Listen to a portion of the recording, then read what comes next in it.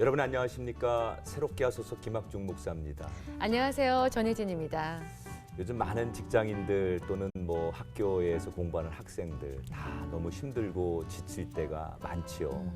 그리고 짜증나고 또 힘들 때 누군가가 나한테 좀 위로의 말을 건네거나 또 위로의 사랑을 줬으면 힘이 될 텐데 라는 그런 간절한 소원들이 있을 겁니다. 네, 그렇습니다. 100마디 말보다 이렇게 커피 한 잔, 따뜻한 차 한 잔이 그 사람의 마음을 확 녹일 때가 있잖아요. 네. 그런데 우리가 그 화려한 미사 여구보다 진심 어린 그 위로의 말 한마디가 더 위안이 되는 것 같습니다. 정말 위로 한마디 때문에 누군가에게는 인생을 바꿀 수 있는 너무나 귀하고 소중한 또 힘이 되기도 하는데요. 네. 오늘 새롭게 하소서에서 만날 분은 주님의 마음을 품고 정말 위로자가 되려고 노력하시는 한 분을 소개해 드리려고 합니다. 네, 2년째 세월호 유가족을 위해서 천막 카페에서 커피를 섬기고 계신 분이신데요. 그 주인공 지금 만나보시죠. 세월호 사건이 일어난 지 벌써 2년. 하나 세월이 지날수록 아픔과 상처는 깊어져만 갑니다. 광화문 광장에 있는 천막 카페는 마음 아픈 이들이 들러 잠시나마 쉴 수 있는 곳입니다. 최순희 씨는 지난 2년 매주 목요일마다 천막 카페에서 커피 봉사를 했습니다. 정말 커피 한 잔, 냉수 한 그릇이었지만 마음 아픈 분들 옆에 같이 있어드리고 싶었습니다. 차가운 비바람과 뜨거운 뙤약볕 속에서도 천막 카페를 지켜오고 있는 최순희 씨를 만나봅니다.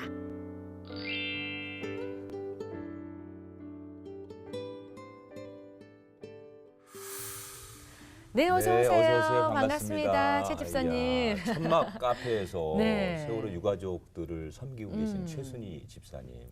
미인이십니다. 네. 감사합니다. 우리 시청자분들께 네. 인사 좀 해주세요. 네, 안녕하세요. 광화문 천막 카페를 섬기고 있는 최순희입니다. 네. 네. 천막 카페에서 봉사하고 계시잖아요. 네. 근데 많은 분들이 궁금해하실 것 같아요. 그것이 어떤 것이고 또 어떤 일을 하고 계신지요. 천막 카페는요, 2014년 4월 16일 세월호 참사 네. 이후에 저희 희생자분들을 위해서 개신교 단체들이 모여서 사회활동을 하는 단체고요. 네. 그다음에 천막 카페에서 하는 일들은 커피 핸드드립을 통해서 커피로 섬기고 있고, 네. 그다음에 한시적으로는 식사봉사도 했었고요. 그다음에 기독교 문화제라고 해서 목요일 날마다 거기 목요 문화제를 지금까지 하고 있어요. 작년 지금까지요? 9월부터요. 예. 그리고 저희가 생각하는 것은 항상 저희 천막 카페 섬기시는 분들이 다 믿는 분들이세요. 목사님, 전도사님, 저처럼 그냥 일반 평신도들. 평신도들. 그러기 때문에 그분들이 항상 생각하는 것은 우는 자들과 함께 올라라는 그 말씀을 갖고 저희가 같은 마음으로 섬기고 있는 그런 단체고요. 저는 그 중에서 목요일 날 이제 붙박이로 저희가 요일별로 이렇게 정해서 하고 있거든요. 네. 돌아가면서 하시는군요. 예, 저는 목요일 날 붙박이를 하면서 왜 천막 카페니까 이렇게 물품도 이제 네. 채워놔야지 되고 그렇죠. 그런 게 있잖아요. 네. 그러니까 그런 것들 관리하고 그다음에 봉사단체다 보니까 빠지는 경우도 있잖아요. 네. 그러면 제가 이제 대타로 들어가서 이제 또 자리매김하시고. 자리매김을 하고 이제 네. 그런 일을 지금 2년 동안 하고 있습니다. 그러면 세월호의 유가족들만이 아니라 네. 또 그곳에 오시는 여러분들이 계실 거 아니에요. 네, 근데 이제 그럼요. 원래 목적은 세월호의 그 유가족들을 위로하고 네. 그들과 함께 하고 싶어서 이런 일을 시작하셨는데 커피를 물론 나눠주시지만 네. 오시는 엄마들 또 부모님들 가족들 어떻게 위로해 주세요? 그냥 위로한다는 것보다도요 많이 들어드려요. 그냥 왜냐면은 그분들은 너무나도 많은 이렇게 말로 상처를 많이 받으시는 분들이기 때문에 제가 그분들 앞에서 그분들의 눈을 보면 제가 해드릴 말은 없어요. 그런데 이제 그분들이 저는 처음 느꼈던 게 누구누구 엄마예요. 그런 얘기를 되게 많이 해요. 그러니까 죽은 아이의 이름을 대면서 본인을 소개를 참 많이 하세요. 그거는 그 아이를 기억해 달라라는 얘기 같다라는 생각이 들었어요. 그러면서 그 엄마들이 많이 들어드리고 뺀 나중에는 그냥 제가 한 번씩 안아드리고 그러니까 우시는 엄마도 있고 또 저를 위로해 주시는 분들도 있어요. 거꾸로요. 예. 힘드시겠다고. 예. 어떻게 본인의 일도 아닌데 이렇게 봉사하시는 분들 보면은 참 그러니까 저희가 하는 일이 참 별거 아닌데 그분들이 봤을 때는 참 고마운 일처럼 느껴지나 봐요. 그러면서 저희를 더 위로해 주시고 힘들겠다고. 예. 그래서 그냥 저는 많이 듣고 그냥 한 번씩 안아드리고 엄마들 같은 경우에는 그 아빠들한테는 힘내시라고 화이팅 이제 뭐 이렇게 한번 해드리고 우리가 보통 이제 왜 뭐 좀 낯선 사람한테 네. 커피 한 잔 하실래요? 뭐 사실 이렇게 얘기 많이 하잖아요. 그렇죠. 커피 한 잔 하실까요? 근데 그 커피 한 잔이라고 하는 게 굉장히 많은 메시지가 있거든요. 그렇죠. 그 커피 한 잔 속에 그 안에. 커피를 이렇게 실제로 내밀면 어떤 다양한 반응들이 있을 것 같아요. 예, 그러면요. 맨 처음에 커피 드세요 그러면 얼마예요? 그 말을 이제 제일 먼저 그럴 수 하죠. 있겠다. 예, 유료인 줄 알고. 네, 예. 그러면은 저희가 적어놨거든요. 커피는 무료이고 후원은 자유롭게. 그래서 이제 후원함도 있는데 그냥 많으신 분들은 그냥 많이 그냥 드시고요. 어떤 아이들 이제 지나다니는 그 광장에 분양하러 왔던 아이들이나 그런 아이들이나 어른들은 원하시면은 뭐 100원짜리부터 1000원짜리 이렇게 후원해 주시는 분들도 있고요. 커피로 많은 분을 또 네. 만나실 것 같아요. 네. 그렇잖아요. 근데 진짜 많은 분을 만나셨을 텐데 그 중에도 기억에 남는 분이 계실 것 같은데 어떤 네. 분이 가장 기억에 남으세요? 그러니까 제 기억에는 솔직히 엄마 아빠들의 기억이 가장 많죠. 왜냐면 네. 그분들을 위해서 그러니까 봉사를 하고 있는 거기 때문에 토요일 날 봉사할 때였던 것 같아요. 네. 제가 토요일 날에도 한 번씩 이렇게 자주 나가거든요. 최근이네요. 예. 예, 가장 최근의 일은 어떤 엄마인데 머리 스타일이 카트인데 남자의 머리 같은 그런 카트인 거예요. 오. 근데 그 어머니도 이름은 잘 기억이 안 나는데 아기 이름은 저 누구 엄마예요 이렇게 오시면서 제 머리 좀 독특하죠 이러시는 거에서 얘 참 이쁘세요 그랬더니 제가 자기 아들 죽은 아들의 사진을 갖고 가서 미용실에서 이 아들의 머리 스타일과 똑같이 해달라고 그러셨대요. 기억하고 예. 싶으셔서. 그러면서 남자 같은데 왜 이렇게 유행하는 네. 예, 고등학생들이 하는 네. 그 머리 카트더라고요. 그러면서 그 엄마가 말씀해 주시는 게 이제 제가 커피를 내미니까 저희 천막 카페 안에 작은 공간이지만 들어와서 이제 그 아들 얘기를 해주시는 거예요. 그러면서 본인은 맞벌이 부부였고 그 맞벌이 하는 가운데서 이제 큰애가 아들이었고 둘째가 딸이었는데 그 이제 아들을 잃은 거죠. 큰 네. 아들을. 그런데 부모가 맞벌이 하니까 당연히 형제들은 친하게 지내잖아요. 근데 그 여동생이 새 양말을 사서 이렇게 갖고 있었는데 오빠가 수학여행 가기 바로 그날 아침에 네. 이 양말 신으면 안 되겠냐고. 그런데 여동생이 심통이 났었대요. 네. 이제 자기는 못 놀고 이제 네. 오빠는 이제 놀러 가고 제주도까지 그러니까 싫다고. 그래서 오빠가 그 양말을 안 준 못 거죠, 신고. 여동생이. 예. 근데 사고가 나고 이제 그다음부터 오빠를 못 봤잖아요. 네. 그러니까 여동생이 이제 마음의 병이 이제 든 거죠. 마음의 병이 들고 그래서 이 아이가 갑상선이 이렇게 왔대요. 그래서 병원에 갔는데 이제 미성년자라서 수술하기는 굉장히 어렵고 이제 치료를 받나 봐요. 네. 통원 치료 같은 거. 근데 그 치료 받는 게 생각보다 굉장히 힘들다고 해요. 네. 그런데 그 아이가 엄마가 이제 그 딸을 데리고 통원 치료 받고 이렇게 나오는데 너 아프지 않냐고 그랬더니 엄마 나는 이 아픔이 너무 좋다고. 왜냐면은 오빠한테 그 양말을 주지 못했던 거, 그 다음에 오빠가 뱃속에서 얼마나 많이 아팠을까. 그런 거 생각하면서 그런 죄책감 예. 때문에. 그래서 그냥 이 고통이 나한테는 어떻게 보면은 참 좋다고. 아유, 어린 마음에 예. 어떻게? 그래서 그때 처음으로 제가 생각했던 게 저는 보고 있는 게 엄마 아빠만 이렇게 대하니까 그 형제 자매에 대해서는 정말 생각을 안 해봤던 그 것 가족이 같아요. 다 아프신 예, 거죠. 근데 그래 얘네들한테도 이제 자매나 형제가 있었는데 이 아이들도 죽은 아이들도 있지만 평생 이 아픔을 갖고 살아가야 되는 부모와 형제 자매가 있구나. 그 생각하니까 참 마음이 아프더라고요. 예. 사실은 여러 가지를 기억할 수 있지만 그 아들의 흔적을 네. 좀 느끼고 싶어서 머리를 그렇게 네. 아들처럼 자르는 엄마의 심정이나 또 어떻겠어요. 그 오빠를 어떻게 보면 떠나보내지 못하는 거지. 네. 마음속에 그 죄책감. 그래서 이 아픔이라도 내가 오히려 오빠한테 조금 속죄하는 마음, 네. 이런 마음을 갖는 그런 안타까운 이야기들을 우리 가슴에 와닿는데 참 그런 이야기 들을 때마다 저희는 뭘 하는 건가 이런 생각이 들거든요. 그러니까요. 근데 우리 최 집사님도 참 대단하시다는 생각이 들어요. 네. 왜냐하면 생각은 있지만 저희가 선뜻 그곳에 어떻게 가서 뭘 어떻게 할지 그렇게 잘 생각조차 못하는데 못하거든요. 우리 집사님은 어떻게 이 일을 시작하시게 되셨는지 궁금해요. 이 일을 시작하게 된 거는요. 어떻게 보면은 그 하나님의 인도하심이었던 거는 같아요. 네. 그런데 제가 섬기고 있는 구리시에 있는 희망찬 교회에 희망찬 교회. 예, 희망찬 교회 저희 양미철 목사님께서 거기 커피 핸드드립을 저희가 이 사건이 나기 전에 수료를 했어요. 왜냐면 지역을 이제 섬기자. 네.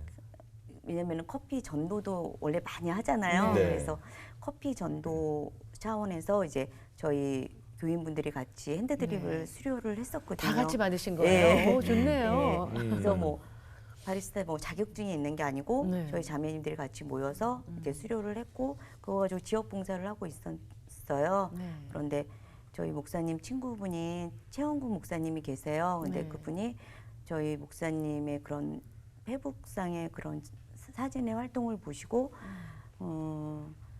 광장에 한번 나와서 커피 봉사를 해달라. 근데 여기는 세월호 참사가 나기 전이었거든요. 네. 그래서 대한문에 있는 쌍용 자동차 해직자분들을 위한 그런 농성이 있었는데 그 전부터 하셨군요. 예, 그래서 그때 저희 희망찬 교회에서 이제 핸드드립을 갖고 이제 봉사를 시작했죠. 그래서 이것은 어려운 고난받는 이웃들과 함께하는 거니까 저희가 했던 일도 저희 자매님들이 가서 그냥 커피만 나눠드리는 그런 거였어요. 근데 그러다가 이제 세월호 참사가 나고 그때 최영국 목사님이 다시 한번 요청이 들어왔어요. 광장에서도 한번 거기 유가족분들이 세월호 희생하는 가족분들이 너무 고생하고 계시니까 커피나 물로 섬겨줬으면 좋겠다.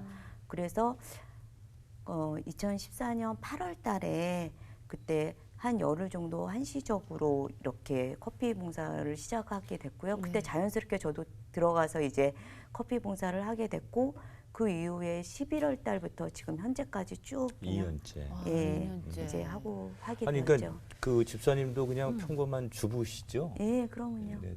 자녀들은 어떻게 되셨습니까? 저는 딸 둘이에요. 네. 지금 중3, 중1. 예. 그 마음이 더 남다르시겠어요. 예. 그죠? 세월호 참사 났을 때 모든 분들이 그랬던 것처럼 다 부모의 마음으로 바라봤고 많이 울고 예, 그런 마음이 있었죠. 2년이라는 세월이 정말 결코 짧은 시간이 아니잖아요. 그럼요. 정말 그렇게 매주 목요일마다 시간을 낸다는 게 쉽지 않을 것 같은데 갑자기 일이 있을 수도 있고 하잖아요. 근데 어떻게 그렇게 하셨어요? 근데 저는 그렇게 생각했어요. 삶의 우선순위가 있다라는 생각을 언제나 하면서 지냈거든요. 네. 어떤 일을 할 때도 내가 하나님이 주신 그 안에서 가장 우선시 돼야 되는 부분들. 근데 저는 세월호 참사 이후부터는 이 천막 카페를 섬기면서부터는 이 섬기는 게 가장 우선순위였던 것 같아요. 그래서 뭐 우리 애들의 문제가 있거나 뭐 제 개인적인 문제가 있어도 그건 언제나 좀 밀어놓고 먼저 그리고 하나님이 그런 환경도 허락해 주셨던 것 같아요. 그게 참 은혜라는 생각은 들어요. 왜냐면은 저희 붙박이 분들도 다 요일을 정하고 하기 때문에 근데 거의 많으신 분들이 거의 그 요일을 언제나 지키셨던 것 같아요.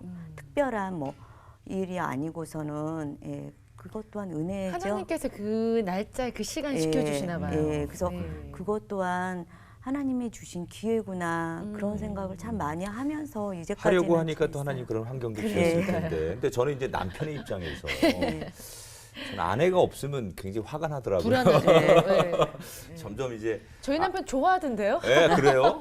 저는 아내가 없으면 뭐 내가 이거 뭘 해야 되지 막 이러면서 불안하고 네. 또 아내가 있어야 되는데 그 자리에 아내가 자꾸 자리를 비면 그래요. 더군다나 두 딸의 엄마시잖아요. 한참 손이 많이 네. 가야 돼. 그러면 한두 번은 그렇다 치더라도 2년째 계속 그렇게 엄마가 자리를 비우게 되면 자녀들이나 또 남편이나 가족들이 조금 이게 옳은 일이지만 그 현장에서는 자기를 돌봐주지 않는 거에 대해서 좀 불만이나 이런 어려움은 없을까 그런 걱정이 좀 되는데 어떠세요?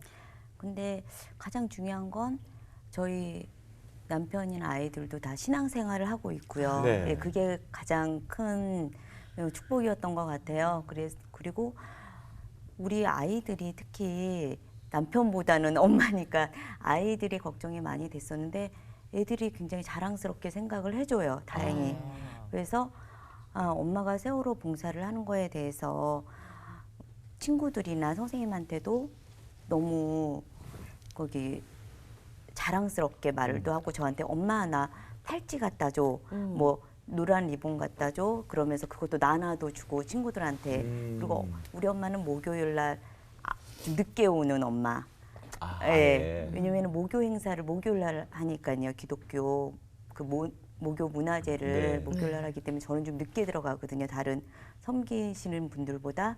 그러면은 목요일 날에는 어떻게 더 즐기는 것도 같아요. 근데 그게 참 고맙고 감사하죠. 그럼 아이들에게 그런 있었던 소소한 일들을 다 얘기해 예, 주시고 저는 그 현장 이야기를 많이 예, 중계를 해 주시는 편입니까? 그럼요. 그리고 엄마가 겪었던 일들, 마음으로 느끼는 부분들을 충분히 대화를 통해서 많이 얘기를 해주려고 해요. 그리고 애들도 어른들보다 더 성숙한 마음으로 받아주는 경우도 많은 것 같아요. 이렇게 잘 설명했을 때 그 또래의 문제이기도 하고 그렇기 때문에 굉장히 그런 부분에 대해서는 고맙게 느끼고 있어요. 예, 이제 그런 것 같아요. 이렇게 우리가 멀리서 바라보는 거하고 막상 현장에 가서 그분들을 직접 대면하고 또 그런 분위기를 보면 이게 내가 이 일을 해야 되는 게 굉장히 당연하고 여기 있어야 되는 게 맞는 거다라는 생각을 할 것 같아요. 근데 이제 현장에 계시니까 더군다나 그런 생각을 갖지 않을까. 그리고 유가족들을 일선에서 많이 만나시니까 그런 마음이 더 애틋하게 들지 않으셨을까 생각이 들어요. 저희는 이제 이렇게 건너서 듣잖아요. 뭐 이렇게 언론을 통해 듣는다거나 또 다른 루트를 통해서 들으니까 그게 현장에서 듣는 거하고 조금은 다를 수 있겠다 생각이 드는데 근데 어떠세요? 가끔씩 그런 거는 있더라고요. 이제 언제나 컨디션이 좋지는 않잖아요. 네.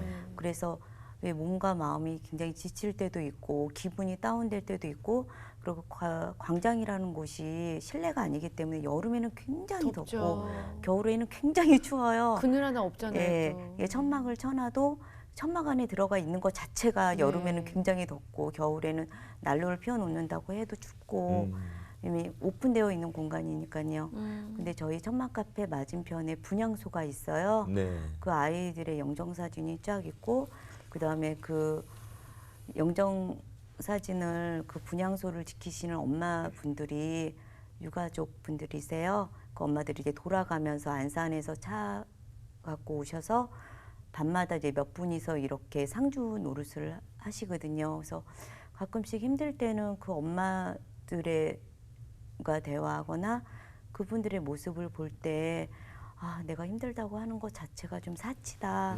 예, 그런 생각이 들면서 그 힘들다는 느낌이 없어지는 것 같아요. 예.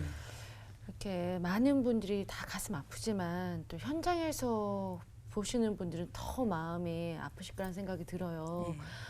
어떤 점이 가장 마음이 아프세요?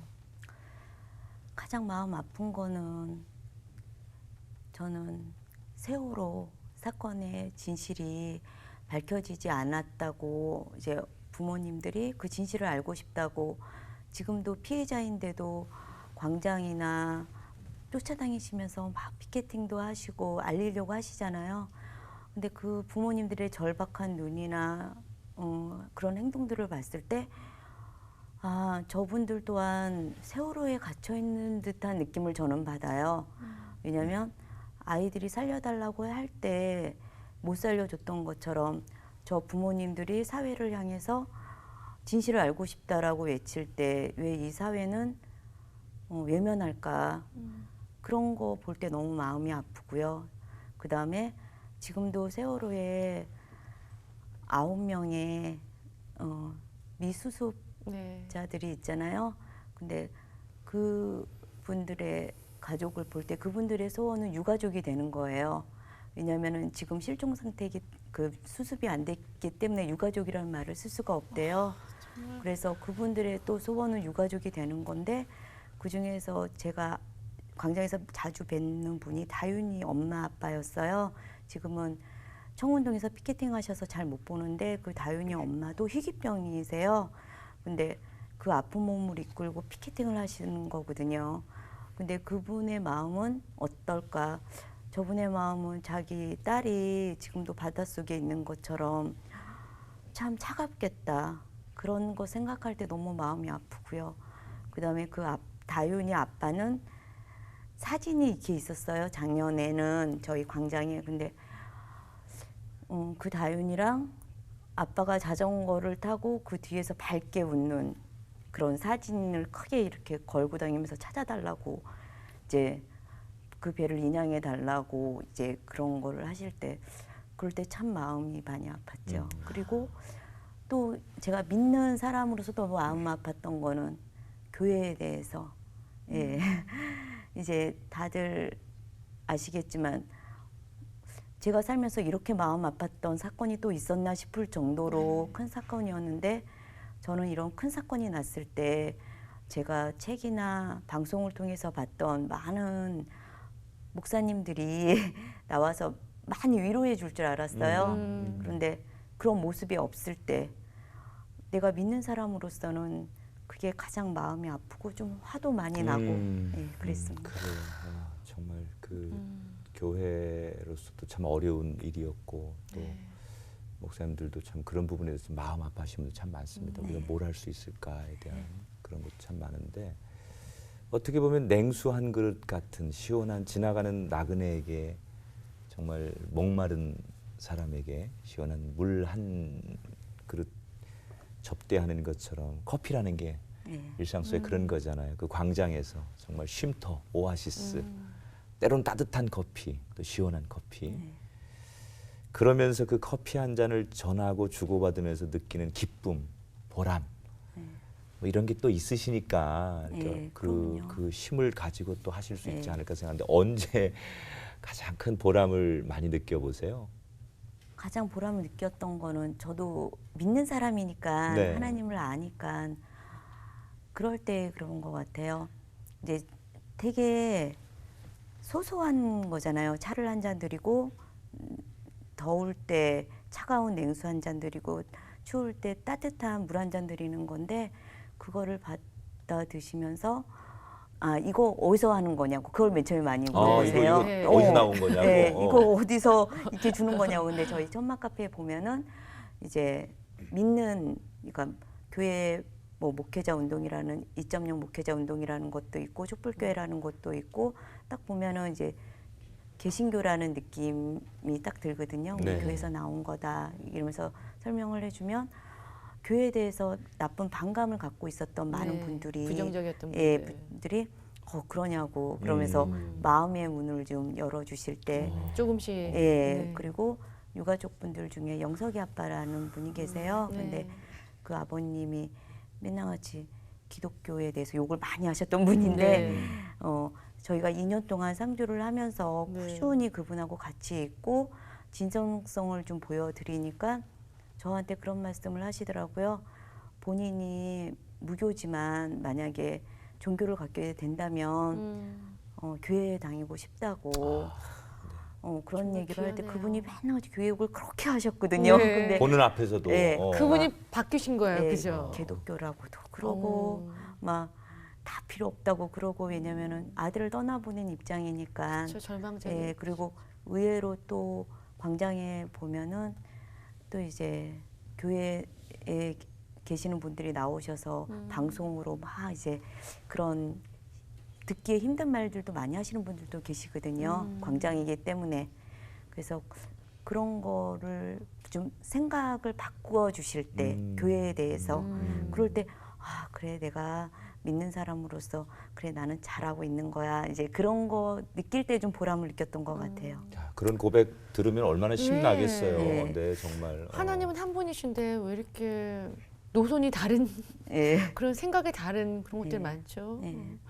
그런데 그 유가족 중에서도 크리스찬 분들이 많으실 거 아니에요. 네. 계시죠, 간혹. 예. 예.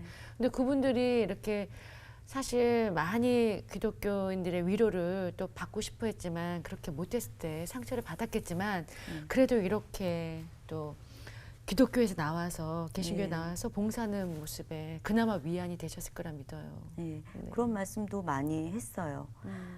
본인이 교회를 떠났다고 아기 죽고 난 다음에 교회를 떠났는데 교회에서 이렇게 또 또다시 현장에서 또 있는 분들을 보니까 다시 가야겠다. 그리고 마음에 좀 위로가 된다. 이렇게 말씀해 주실 때 참 고맙죠. 솔직히. 정말 집사님을 통해서 하나님이 드러날 때 하나님도 기뻐하실 것 같은데요. 우리 집사님은 하나님을 어떻게 만나셨을까? 그거 궁금합니다. 저요? 네. 저는 초등학교 6학년 때 교회는 등록을 했고요. 주일학교 때. 네, 주일학교 때. 근데 그러고 난 다음에 다른 사람들처럼 방황도 좀 했고 이제 그냥 인격적인 하나님을 만난 건 아니었던 것 같아요. 네. 그냥 재미로 그리고 교회 종교 생활도 참 많이 했었고요. 신앙 생활이 아닌 종교 생활을 하면서 이렇게 있다가 29살 때 회사를 좀 그만두고 중국에 가게 됐어요. 네.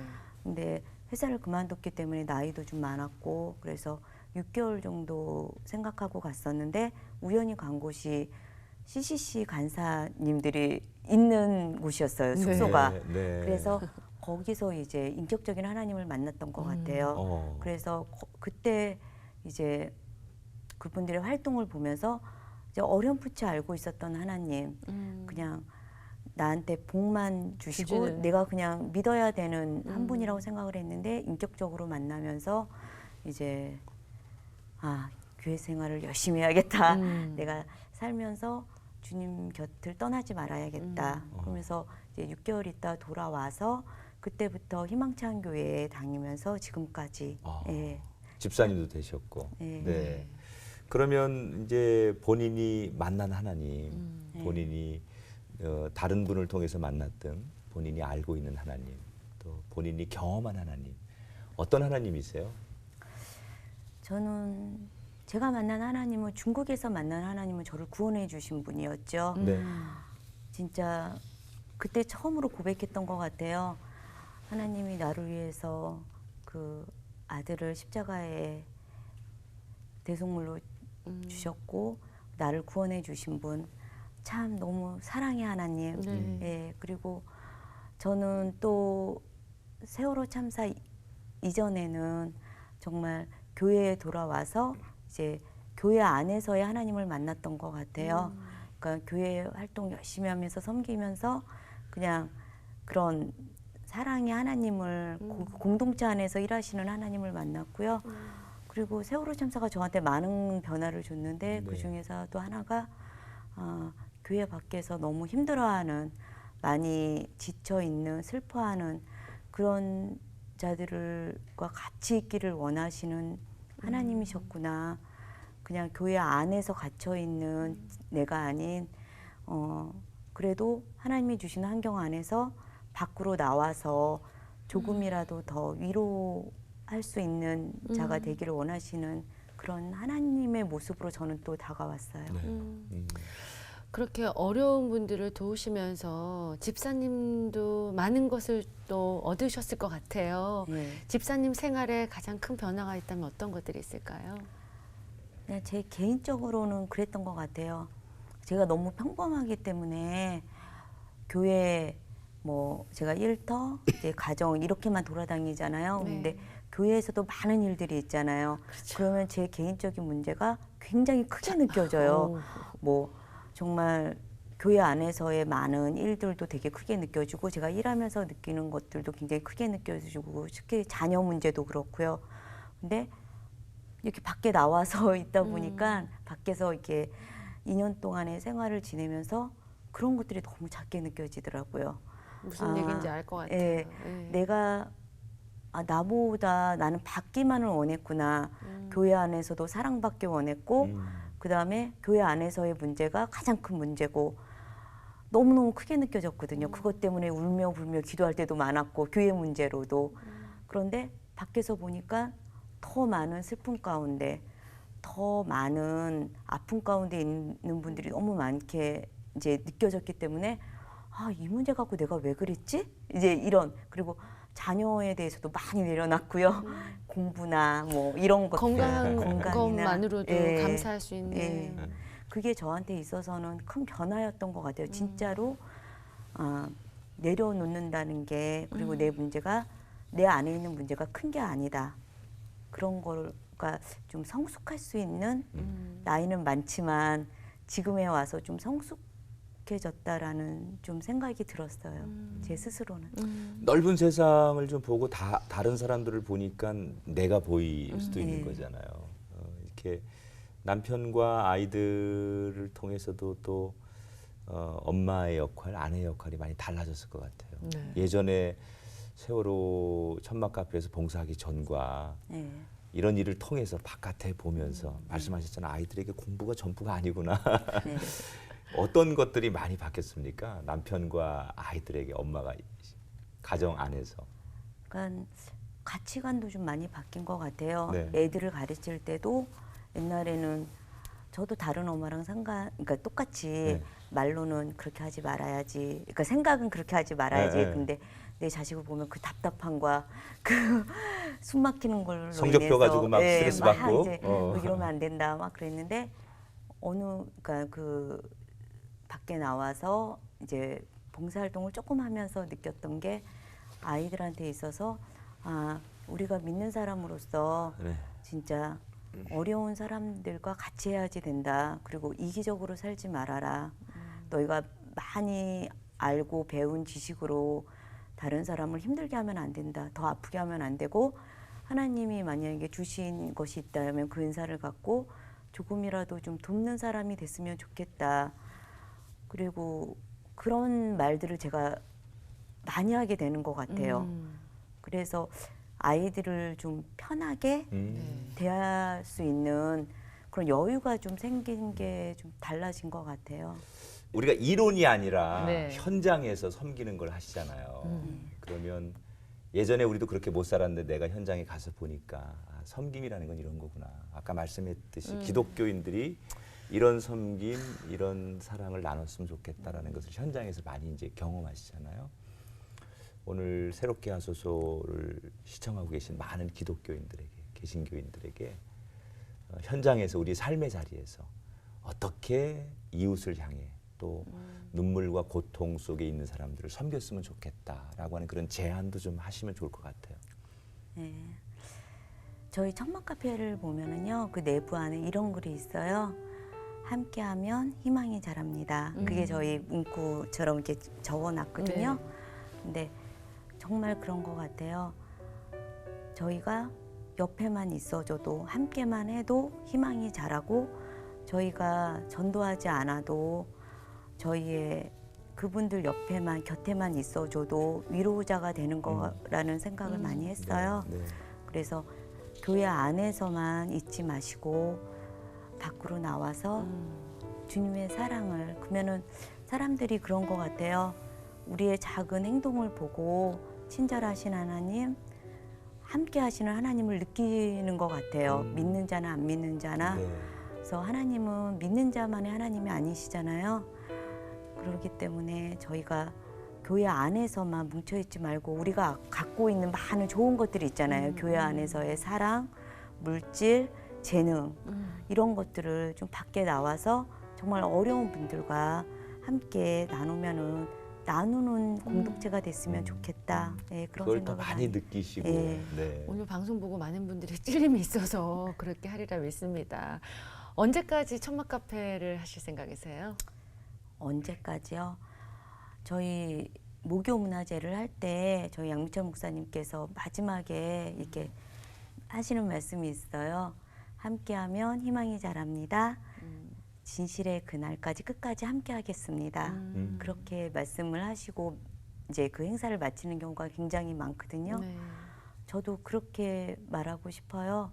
정말 세월호의 진실이 밝혀지고 가족분들이 그 자녀들을 가슴에 묻을 수 있을 때 그때까지 하나님이 주시는 그 시간 안에서 끝까지 함께하고 싶습니다. 네. 그분들이 허락하실 때까지 네. 그분들이 오케이 하실 때까지 어떻게 보면 우리의 스케줄이 아니라 그분들의 네. 입장에서 하시는 게 맞는데 우리가 할 수 있는 일 최고의 일들은 이제 섬김 그리고 또 하나 기도하는 일이겠죠. 그렇죠. 오늘 오셨으니까 개인적인 것도 좋고 또 공익적인 것도 좋고 기도 제목을 좀 나누시면 저희도 그 기도 제목 품고 함께 기도해 드릴 텐데 어떤 기도 제목을 소개하시겠습니까?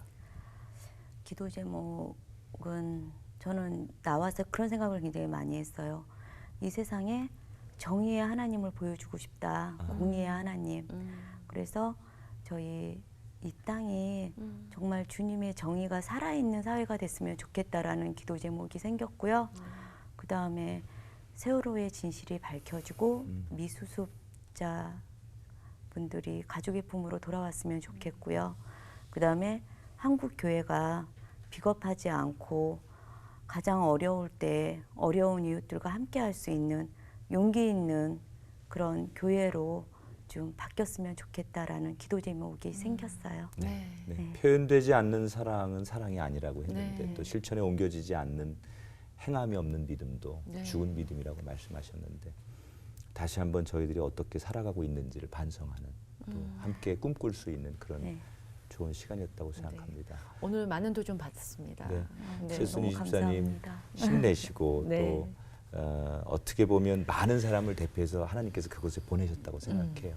그래서 나 하나가 아니라 우리 모두를 대변해서 네. 그 하나님을 드러낼 수 있는 또 그 한 사람으로 서 계시길 저희가 응원하고 축복하겠습니다. 네. 감사합니다. 오늘 함께해 주셔서 감사합니다. 고맙습니다. 너무 감사합니다. 네. 네. 네, 오늘 최순희 집사님과 말씀 나누면서 제가 느낀 바가 있었는데요. 아까 말씀하실 때 삶의 우선순위를 생각하신다고 했는데 내 삶의 우선순위는 무엇인가 다시 한번 돌아보게 된 시간이었습니다. 진정한 위로는 그냥 옆에 있어주는 것이라는 생각이 드는데요.